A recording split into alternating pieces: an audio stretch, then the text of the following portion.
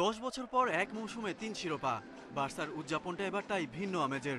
লা লিগা শেষের আগেই ট্রফি প্যারেড।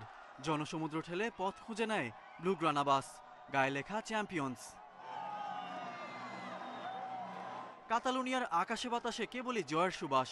সমর্থকদের বাঁধভাঙা উল্লাস আর গগনবিচারী চিৎকারই জানান দেয় অবশেষে কক্ষপথে ফিরেছে বার্সেলোনা।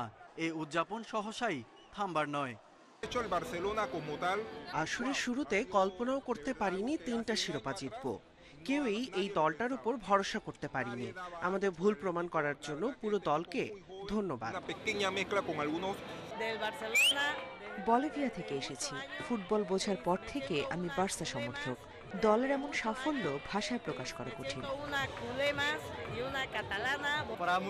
দারুণ একটা মৌসুম কাটলো। আশা করি পরের আসরেও অনেক অনেক ট্রফি জিতব। এখন সময়টা উপভোগ করতে চাই। সবাইকে অভিনন্দন।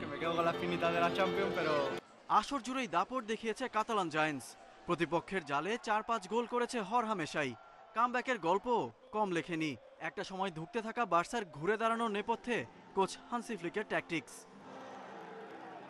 এল ক্লাসিকোতে বার্সার 4-4 চিরপ্রতিদ্বন্দ্বী রিয়ালকে নাস্তানাবুদ করে ছেড়েছে। 5-2 গোলে জিতে সুপার কাপ আর 3-2 ব্যবধানের জয়ে কোপা দেল রে শিরোপা পুনরুদ্ধার।